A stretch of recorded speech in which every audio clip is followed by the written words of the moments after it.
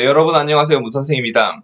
강남 아파트도 마침내 하락 전환했다고 합니다. 노원구나 은평구는 그 하락폭이 좀 더 커졌다고 하고요. 송파구 같은 경우는 강남 3구임에도 7주 연속 하락세를 이어가고 있습니다. 코스피는 2,300이 무너졌고 원달러 환율은 1,300원이 넘어갔는데요. 정말 경제 위기가 오는 것 아니냐는 그런 걱정도 많은 것 같습니다. 저는 결론부터 이야기하면 그 정도의 위기는 오지 않을 거라고 생각하는 이유가 있고요. 또 이런 시기에 월급쟁이 재테커로서 이 시기를 어떻게 대응해야 좀 더 자산 격차가 벌어지지 않고 유지되면서 다음 이제 사이클이 왔을 때 기회를 잡을 수 있을지에 대해서 오늘 좀 직장인 재테커로서의 자세 이런 걸 얘기해 보도록 하겠습니다.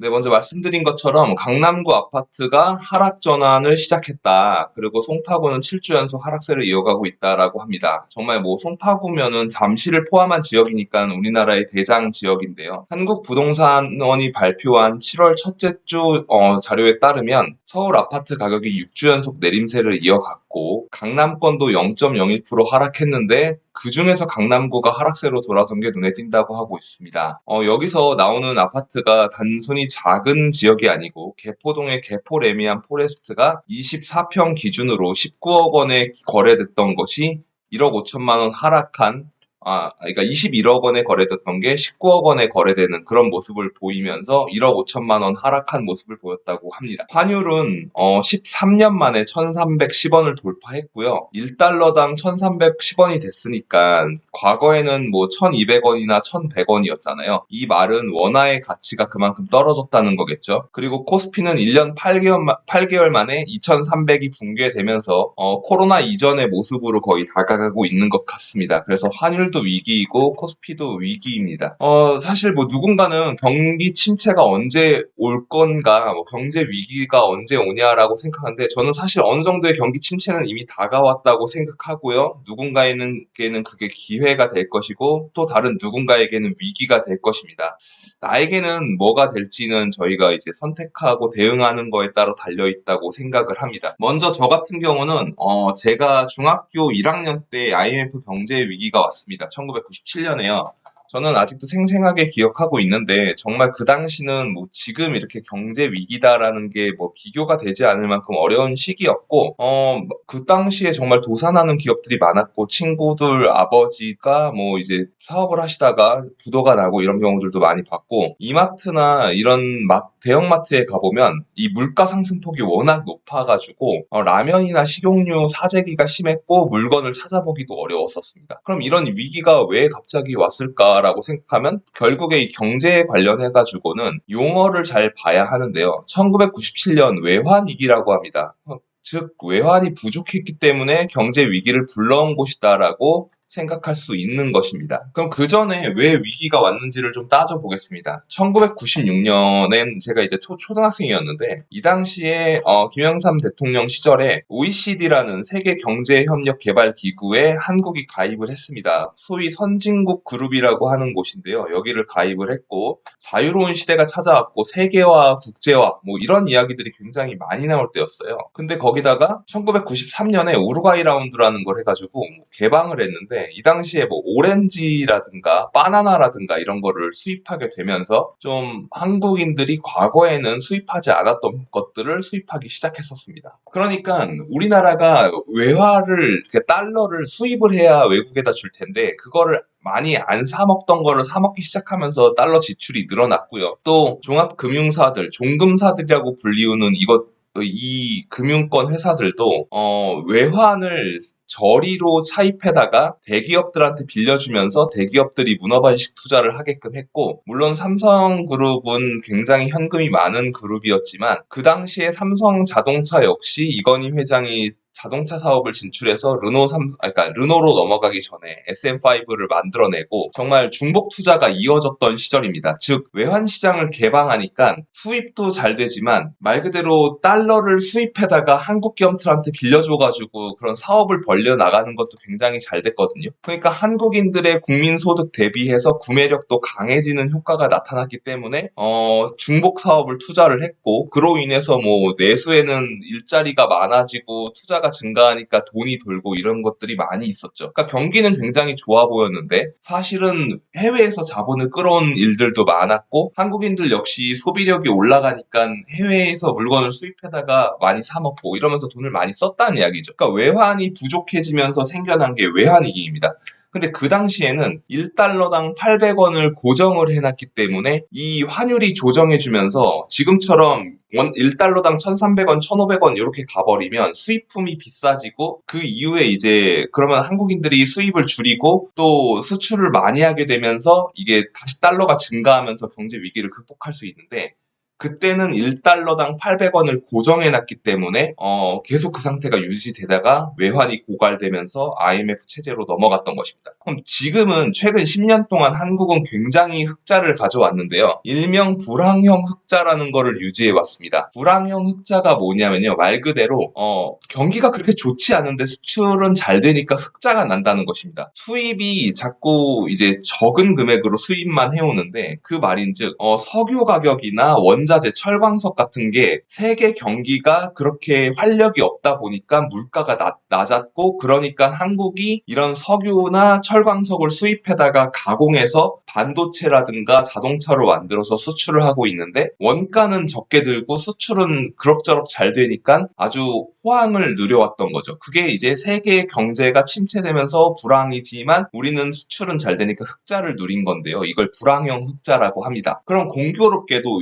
2010년부터 2020년까지 한국이 수출이 엄청나게 잘 되면서 달러가 계속해서 들어왔단 말이에요. 그런 것들이 축적이 되면서 사람들의 구매력이 올라갔고, 구매력이 올라가면서 사람들이 서울 중심으로 신축 아파트를 매수할 자금들이 생겨났고, 그걸로 아파트를 사기 시작했고, 그런 시장들이 움직이면서 자산 축적이 일어나면서 아파트 시장도 버블이 만들어졌던 거고, 향후에 주식시장에도 버블이 만들어졌던 것입니다. 근데 이 불황형 흑자가 끝나버렸습니다. 과거에 좀 위에 그래프를 보시면 이게 유가를 나타내는 그래프인데 거의 40달러에서 70달러를 넘어서기 힘든 만큼 이렇게 박스를 유지하고 있었어요.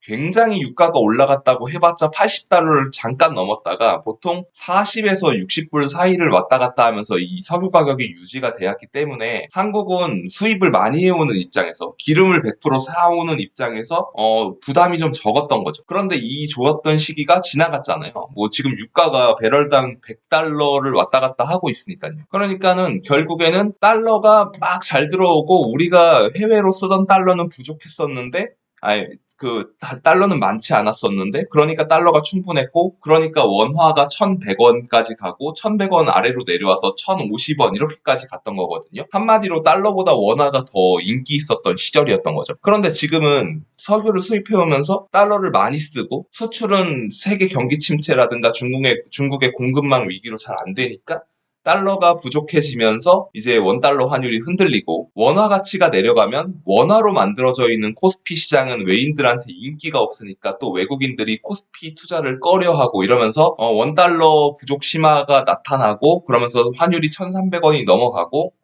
코스피도 2,300이 무너지는 그런 현상이 나타나게 된 것입니다. 그럼에도 불구하고 저는 IMF급 위기는 오지 않을 것이라고 생각하고 있는데, 이번에 삼성전자가 역대 두 번째 매출을 올린 그런 실적을 발표했는데요. 생각해보면 여기 그런 매일경제 기사인데 이런 게 나옵니다. 특히 2분기에는 달러당 원화값이 급락하면서 환율 효과 혜택도 입었을 것으로 분석된다. 반도체 매출의 경우 달러로 집계되기 때문에 이를 원화로 바꾸는 과정에서 환차익을 거뒀다는 해석이다 라고 하면 무슨 말이냐면요, 원달러 환율이 1,100원일 때는요, 만약에 반도체가 1달러면은 삼성전자 회계 장부에는 1,100원만 찍히게 돼 있겠죠. 근데 지금처럼 1,300원까지 올라가게 되면은 삼성전자 회계 장부에는 1,300원이 찍힌다는 말입니다. 단순하게 생각하면 그런다는 거죠.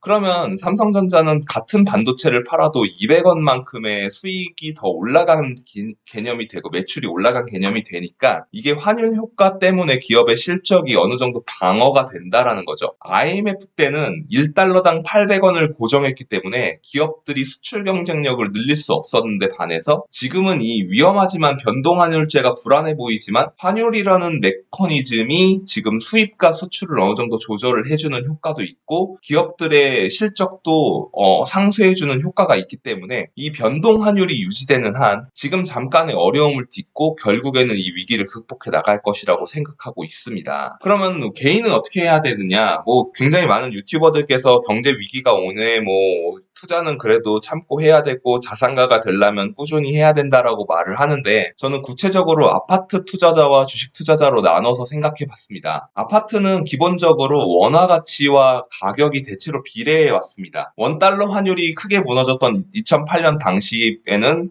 서울의 아파트 가격도 부진을 면치 못했고요. 원달러 환율이 강세였던 지난 5년에서 10년간의 시절에는 계속해서 아파트 가격 역시 강세로 이어져 오는 모습을 보여왔습니다. 그리고 지금처럼 원달러 환율이 1,300원이 넘어가는 상황에서는 마침내 강남 아파트도 하락 반전할 만큼 그렇게 반비례하고 있는 모습을 보여주고 있거든요. 그러니까 결국에는 이 환율이 반전될 때까지 아파트 가격도 오르기 어렵다라는 것을 생각해 볼 수 있습니다. 그런데 1주택자분들은 어차피 거주를 하시거나 뭐 향후에 주거 목적으로 이제 갭으로 구매를 해 두신 분들이 많을 것 같고 다주택자분들은 어쨌거나 장이 좋았던 작년에 매물수를 좀 줄이면서 빠져나왔으면 좋았을 텐데 지금 그게 안 되는 상황이고 거래가 말라버린 상황인데요. 이런 시기에 굳이 무리하게 레버리지를 벌리면서 투자를 하기보다는 안정적으로 지금 존버를 하는 게 좀 필요한 시기라고 생각을 합니다.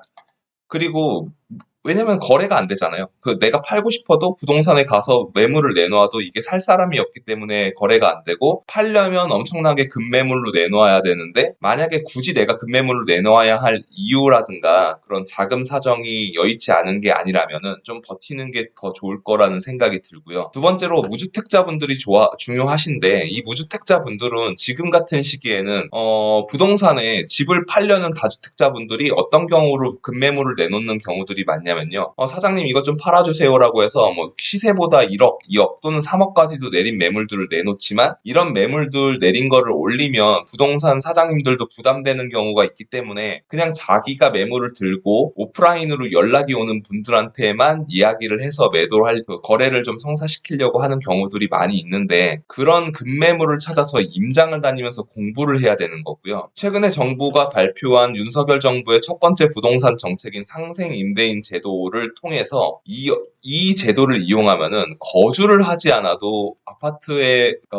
그 시세 차익에 대한 비과세가 이루어지게 됩니다. 그래서 무주택자 분들께서는 집값이 워낙 비싸고 또 사면은 오랫동안 거주해야지 보유해야지라는 생각을 하고 뭐 1억 올랐대 2억 올랐대라고 하면은 뭐 과세나 비과세나 그런 걸 구분을 생각을 안 하시는 경우들이 많이 있는데 현재 정부에서는 1주택자분들한테는 12억 원까지는 비과세를 합니다. 그래서 여러분이 만약에 6억에 산 아파트가 4년 후에 9억이나 뭐 보수적으로 생각했을 때 8억이 됐다고 해도 이 2억 원에 대한 차액에 대해서는 상생 임대인 제도를 활용하면 세금을 단 한 푼도 걷지 않게 됩니다. 일반 이제 다주택자의 경우에는 2억의 차익이 나도 최대 뭐 60에서 70%의 세금을 내고 나면 실질적으로 5천만 원의 수익에 불과한 경우들도 있는데 그거에 반해서 1주택자가 상생임대인을 한 경우에는 2억 원의 수익을 그대로 가져가니까 뭐 같은 아파트로 같은 시세 차익을 봤다 해도 수익이 4배 가까이 차이가 나기 때문에 상생임대인 제도를 꼭 잘 활용해서 대응하는 게 중요하다라고 생각을 해봤습니다. 그리고 두 번째로 주식 투자자인데요. 환율이 안 좋으면 코스피에 외국인 투자자가 안 들어옵니다. 왜냐하면 코스피는 원화로 구성된 자산이기 때문에 이 한국이라는 나라가 아무리 건실한 나라 알아요도 외국인 투자자 입장에서는 기계적으로 투자를 하는 입장에서 원화 가치가 내려가면 섣불리 코스피를 투자하기에는 어려움을 느끼는 거죠. 그리고 또 손절하기에는 이미 늦었습니다. 근데 그렇다고 물을 타서도 안 됩니다. 뭐 유튜브 보니까 물 타는 계산기 뭐 이제 광고를 하던데 지금 같은 때 물을 타면 정말 바닥 밑에 지하 있고 지하 밑에 멘틀까지 가는 경우들이 있을 수 있기 때문에 물 타지도 말고 존버를 해야 됩니다. 뭐 유튜브 보면은 되게 여러 가지 경제 재테크 채널들에서 뭐 주식을 사면 그 기업의 주인이 되는 거고 뭐 어쩌고 저쩌고 하다가 가격이 내려가니까 이제 와서 뭐 왜 그렇게 올랐을 때 샀냐, 좋은 기업과 좋은 주식은 다르니 뭐 이런 말도 안 되는 이야기들을 하는데요. 정말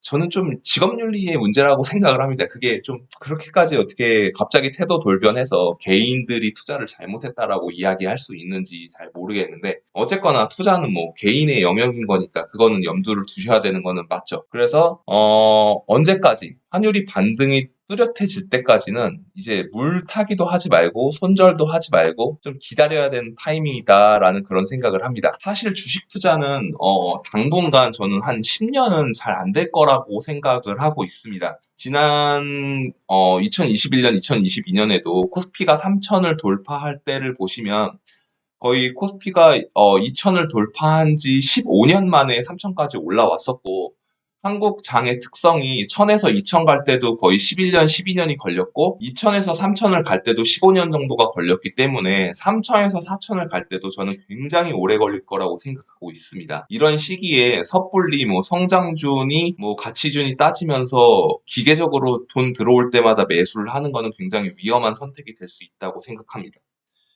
마지막으로 이제 미국 주식 관련인데요. 단순히 옛날에는 우리가 나스닥 사면 된다, 빵 기업 사면 된다라고 생각했지만 이제는 그 시절이 끝났다고 생각하고 있습니다.